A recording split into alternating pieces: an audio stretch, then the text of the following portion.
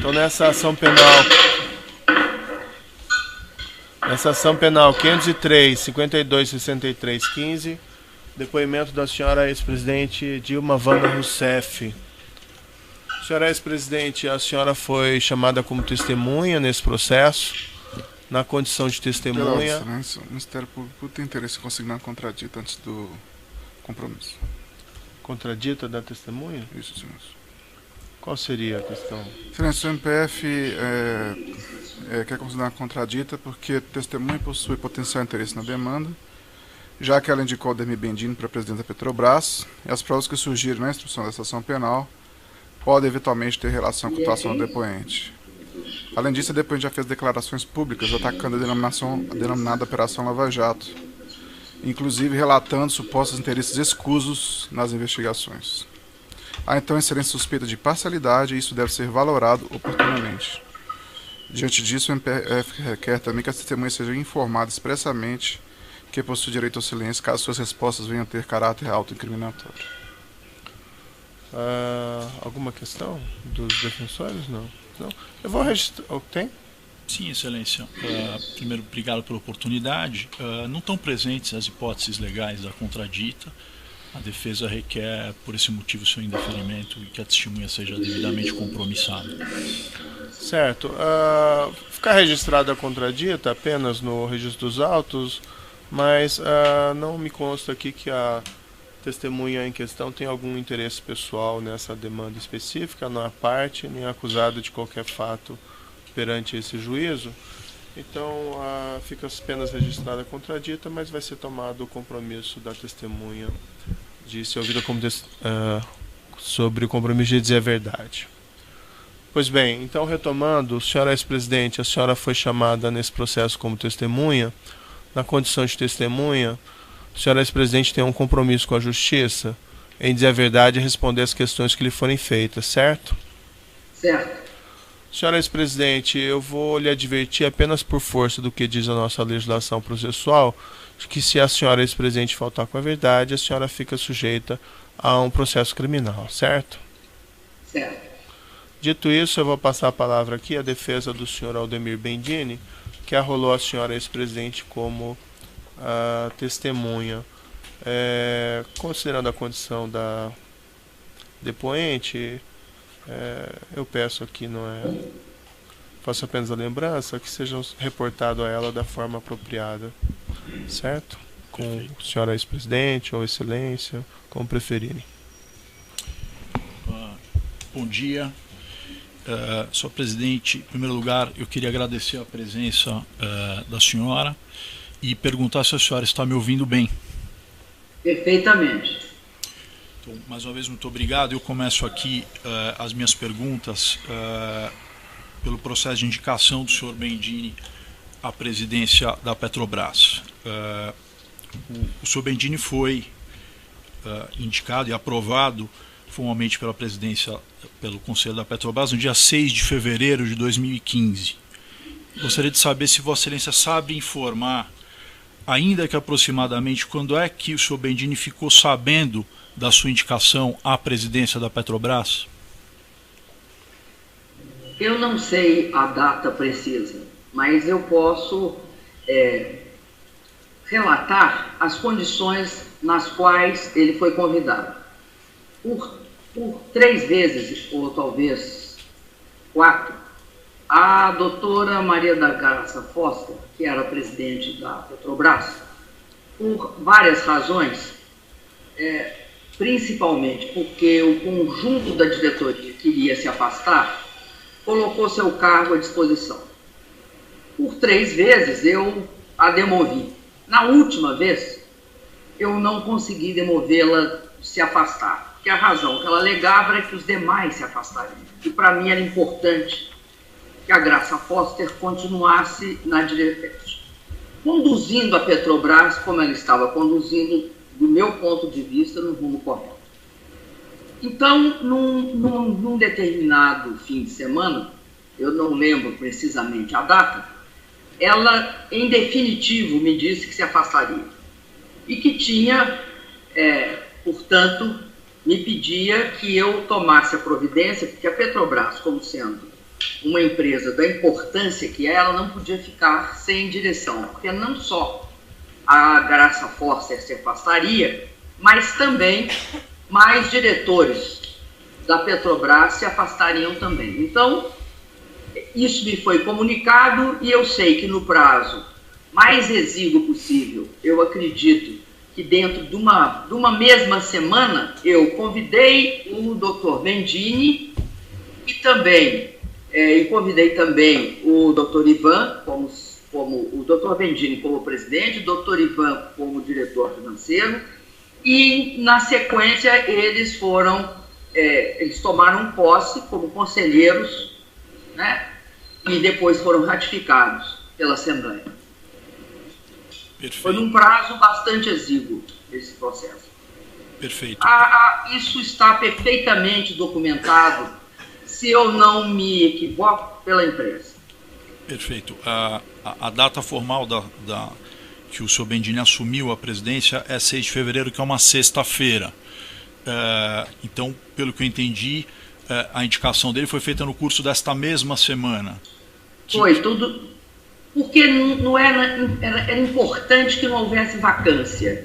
Uma vacância porque afetaria não só as ações da empresa, mas afetaria a avaliação da empresa. Então, nós tomamos essa medida o mais rápido possível. E, justamente, eu escolhi o Dr. Bendini e o Dr. Ivan pelo desempenho que tinham tido diante do Banco do Brasil, que era, de fato, um elemento, para mim, bastante valioso. Tanto do Dr. Ivan, como diretor financeiro, como do Dr. Bendini, que tinham tido, à frente do Banco do Brasil, um desempenho bastante significativo. O Banco do Brasil vinha se recuperando desde 2003, que estava numa situação bastante frágil em 2003, ao longo do governo do presidente Lula, e a partir de 2010 começou a apresentar, inclusive, muito bons resultados, o que também a imprensa avaliava nessa mesma direção.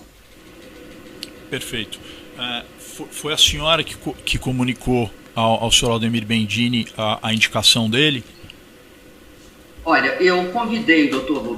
Bendini para comparecer, já não me lembro se no Alvorada ou no Planalto. E nessa ocasião eu disse ao Dr. Bendini que para mim era importante que ele deixasse a presidência do Banco do Brasil e que fosse para a Petrobras. E eu sabia que para ele não era uma proposta imediatamente atraente, porque ele tinha uma situação mais confortável na presidência do Banco do Brasil, porque os principais desafios ele tinha conseguido superar, e o Banco do Brasil dava lucros significativos.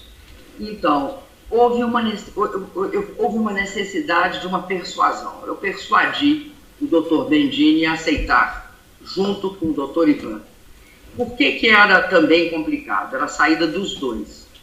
Mas eles tinham sucessores naturais, pelo que me informaram. E aí foi possível fazer uma transição muito rápida. De um lado, porque eles tinham sucessores naturais.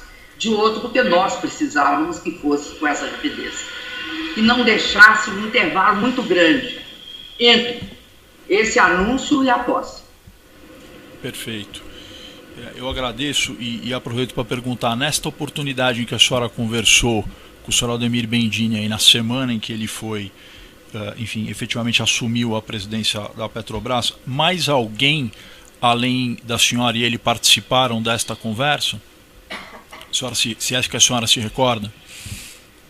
Olha, da conversa diretamente com ele, a primeira proposta minha para ele assumir a direção da Petrobras, eu não recordo de ninguém, mas na sequência eu comuniquei ao presidente do conselho, o Dr. Guido Mantega. Eu tinha de comunicar ao presidente do conselho, até porque a gente teria de acelerar o processo, né? Ele, como presidente do conselho, ele era quem fazia a indicação em nome do acionista. Ótimo, perfeito. Antes desta oportunidade que a senhora fez, o convite ao senhor Bendini, a senhora alguma vez conversou, em oportunidade anterior, sobre a potencial indicação dele à presidência da Petrobras? Não, até porque eu vou insistir, para mim era importante. Eu tinha e tenho uma avaliação muito boa da doutora Graça Foster. A doutora Graça Foster era uma pessoa da empresa que combinava uma grande capacidade de gestão e um conhecimento bastante aprofundado, técnico, principalmente de uma área decisiva, que é a engenharia de poços de petróleo. E, para mim, era importante que ela permanecesse e concluísse o trabalho. Há uma série de fatos, principalmente relativos a todo o processo que a Petrobras passava, tornou para ela difícil esse processo. Eu não queria que ela se afastasse, eu tentava evitar o máximo possível. Isso também foi amplamente, eu nunca dei entrevista sobre isso, nem me manifestei sobre isso, mas isso era público e notório. Daí porque, de fato, eu tomei a atitude de trocar a diretoria da Petrobras a partir do fato que eu constatei que ela não ficaria. E aí, diante de todo o retrospecto, o Dr. Bendini na frente do Banco do Brasil foi uma das pessoas que eu pensei que pudesse substituí-la adequadamente. Perfeito. Eu agradeço a resposta e passo aqui a minha próxima pergunta, que se refere, Excelência, a um trecho da denúncia apresentada pelo Ministério Público Federal, na qual a senhora foi aqui citada, e eu vou pedir um esclarecimento da senhora no ponto.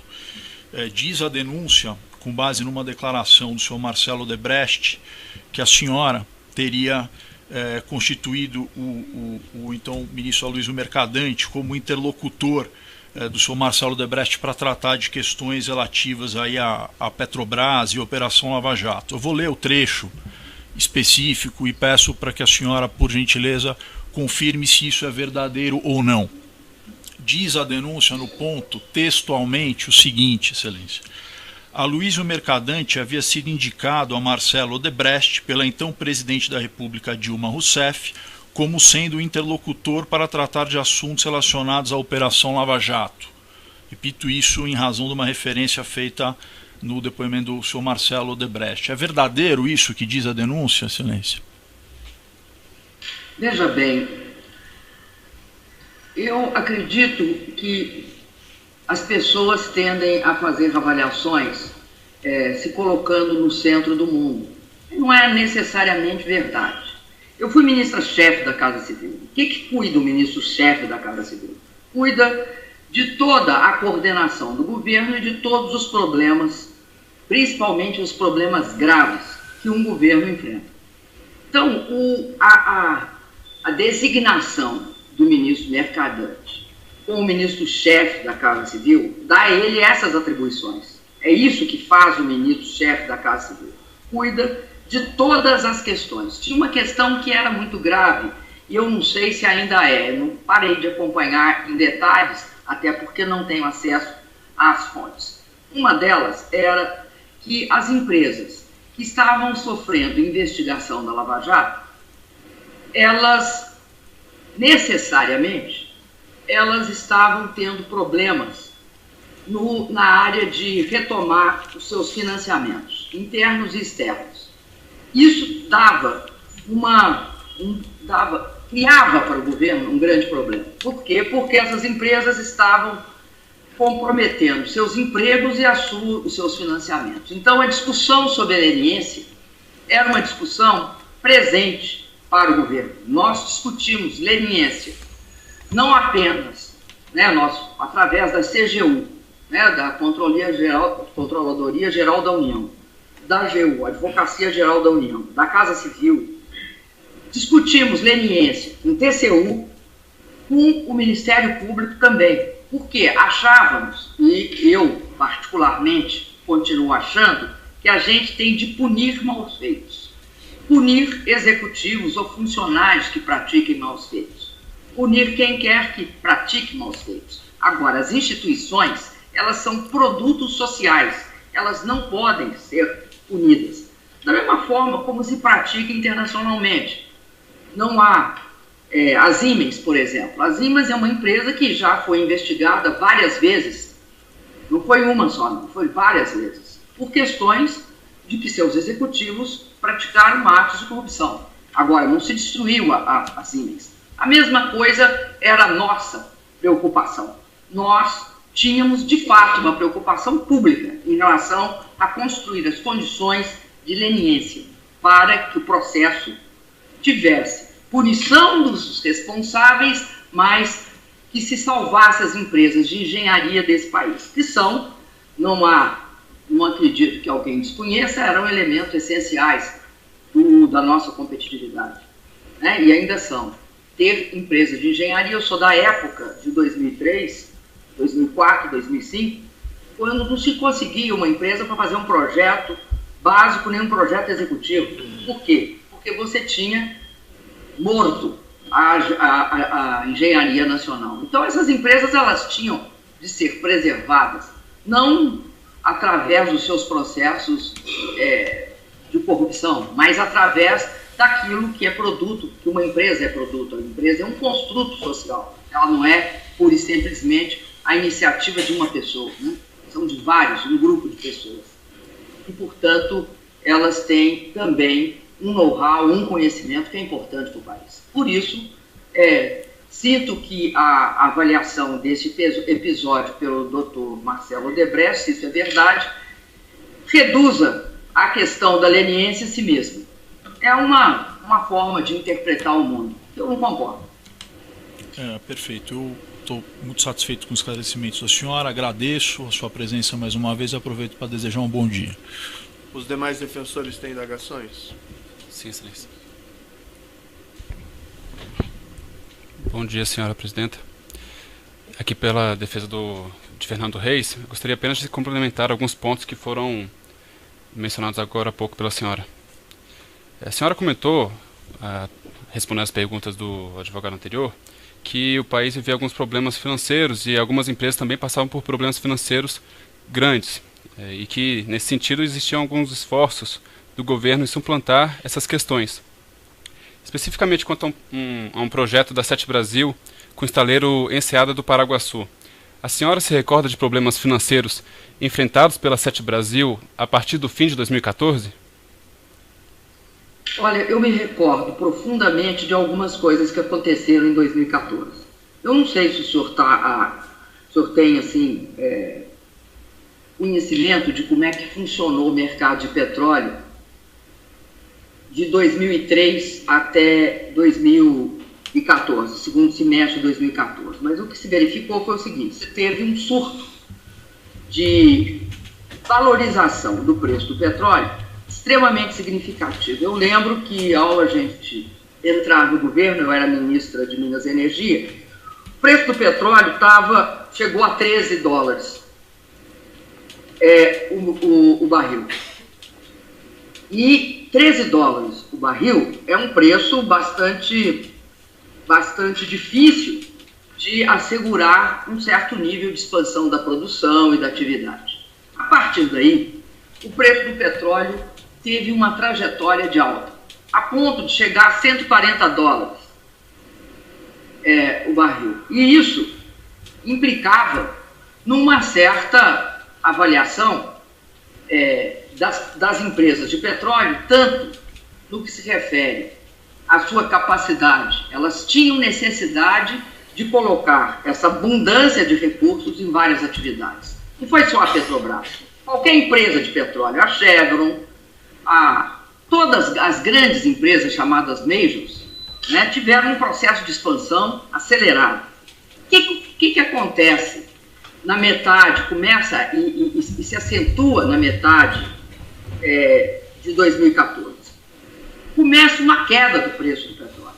Ninguém sabia para onde iria naquela proporção que estava se desenhando. Então, generalizadamente no mundo, há uma queda das chamadas commodities, começando pelas petrolíferas, passando pelas minerárias e indo às alimentícias. É isso que provoca a chegada da crise econômica que a gente tinha evitado desde 2008, 2009, nós evitamos. a chegada da crise econômica nos países emergentes, no caso nosso, no Brasil. Ora, quando há essa brutal queda do preço do petróleo, apesar do Brasil não ser uma economia, por exemplo, como várias outras que viviam do petróleo dentro do seu orçamento, como é que o petróleo afeta a parte fiscal das empresas, a parte das empresas, porque diminui o lucro, diminui vertiginosamente. E exige que as empresas refaçam todos os seus cálculos. Por quê? Porque tem projetos que vão diminuir, vão deixar de ser efetivos com o petróleo a 80, a 60, chegando até 25, como chegou. Eles vão deixar de ser passíveis de ser executados. Agora, no caso do governo, nós tivemos um baita impacto. Por quê? Porque nós tributamos a Petrobras, tributamos a Vale, tributamos as empresas de alimento. Cai a nossa arrecadação. É isso que significa chegar à crise através da queda dos preços das commodities. Ele chega no Brasil. Chega no Brasil através de processos inflacionários e também de uma queda violenta no lucro das empresas. As empresas perdem recursos bastante significativos. Além disso, você está falando da Sete Brasil. Isso. O impacto na Sete Brasil é o seguinte: quando o preço do petróleo estava alto, o que acontece com os equipamentos? Para você achar uma sonda, para você alugar uma sonda, e uma sonda cobra, muita gente gostaria, ao invés da gente fazer sonda no Brasil, que a gente continuasse afretando. Porque o afretamento de uma sonda, você paga milhares de dólares por dia ou por hora. Então, o preço da sonda no mercado internacional estava alto. Quando cai o preço do petróleo, você passa a ter sonda saindo, você chuta uma moita, sai uma sonda. Por quê? Porque não tem demanda, deixa de ter demanda, acaba a produção. Então, ou a gente entende que o mercado de petróleo, como qualquer outro, flutua, ou a gente vai ter um desempenho das empresas igual ao longo do tempo, e isso não existe. Eu sei isso da Sete Brasil. Eu não sei detalhe da Sete Brasil, porque eu não era mais, eu era presidente, mas eu te digo qual é o quadro de contorno. Perfeito. O contorno eu sei qual é. Perfeito, senhor presidente, mas apenas para arrematar, essa crise na Petrobras, no preço da commodity, também afetou a Sete Brasil? Sem dúvida, afetou tudo. Perfeito. E esse não problema... tem como você criar uma barreira em relação aos equipamentos e aos insumos. Perfeito. Afeta tudo. Todo segmento de petróleo e gás é afetado. Todo. Sem exceção. Perfeito, senhora presidente. Esse problema financeiro fez com que a Sete Brasil deixasse de pagar pela construção de 28 sondas contratadas pela Petrobras. É uma visão, é um tratamento um tanto ou quanto, eu acho assim, superficial falar isso. Não, na verdade é uma constatação, que teve um problema financeiro... Não, mas eu não concordo com a constatação. Tá, houve necessidade de renegociar as sondas. Perfeito. Mas a senhora se recorda de algum esforço... Quando os preços mudam, você renegocia. Perfeito. Mas a senhora se recorda de algum esforço do governo para buscar uma alternativa, para solucionar a construção dessas sondas pela Sete Brasil? Eu me recordo de que o governo fez todo um esforço no sentido de evitar que houvesse descontinuidade nesse processo. Mas, obviamente, há que aceitar que haja certas alterações de preço. Muitas vezes, não querem que os preços se alterem a partir do momento que a realidade se alterou.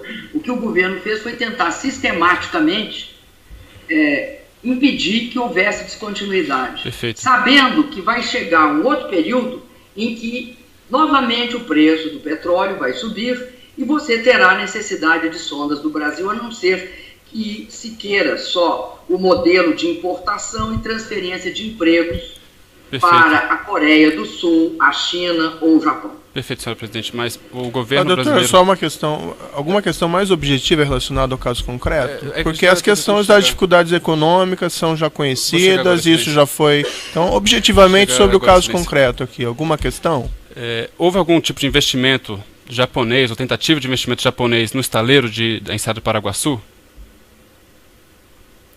Olha, eu não tenho conhecimento assim, detalhado disso. Agora, nós tínhamos uma orientação, sim. A nossa orientação nós não éramos partidários de não haver parcerias entre investidores nacionais e investidores estrangeiros. A gente sempre olhou com muito bons olhos as parcerias entre brasileiros e japoneses. Agora, eu não tenho como especificar aqui o que houve no estaleiro Paraguaçu. O senhor há de convir que não há esse nível de detalhamento por parte da Presidência da República.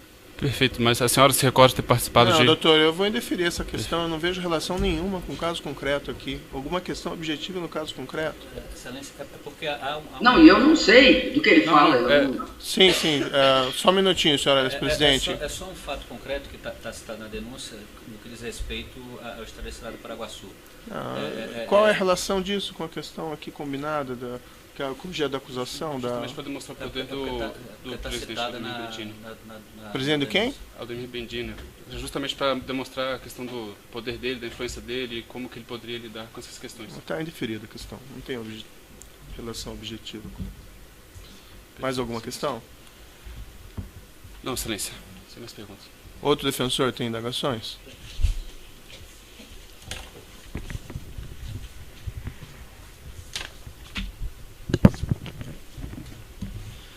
Senhora ex-presidente, bom dia. José Diniz, advogado do senhor André Gustavo. Bom dia. Senhora ex-presidente, o senhor Aldemir Bendini era interlocutor da Presidência da República junto ao Banco do Brasil em assuntos ligados ao Grupo Odebrecht? Olha, o doutor Bendini era interlocutor da Presidência da República como diretor-presidente do Banco do Brasil. Qualquer outra especificação no mínimo extemporânea. Ele era interlocutor do governo como presidente do Banco do Brasil. Qual o grau de independência funcional o senhor Aldemir Bendini detinha enquanto presidente do Banco do Brasil? O grau que todos os presidentes do Banco do Brasil têm. Eles executam a sua função fundamental, que é de disponibilizar crédito. E o doutor Bendini sabia que o governo achava importante que houvesse esse instrumento chamado crédito como uma alavanca do crescimento econômico do país. Considerando que o Grupo Odebrecht foi um dos principais financiadores junto ao Partido dos Trabalhadores, do qual Vossa Excelência era afiliada, alguns assuntos de interesse do Grupo Odebrecht, em algumas situações, eram sondados junto à Presidência da República para que efetivamente as decisões fossem tomadas no Banco do Brasil? Olha, eu não tenho o menor, sequer o mais pálido conhecimento desse tipo de atitude do Grupo Odebrecht. Aliás, eu acredito que o Grupo Odebrecht, como qualquer outro grande grupo brasileiro, merecia toda a atenção do governo, não só por parte da Odebrecht, mas em todas as áreas que eles destinavam. Muitas vezes a gente concordava com os rumos propostos pelo Grupo Odebrecht. E é público e notório que muitas vezes também nós discordávamos. Agora, tínhamos uma relação de grande interesse, não porque eles contribuíssem ou não para a campanha, mas pela importância que o grupo tinha, e acredito que ainda tem, na economia brasileira.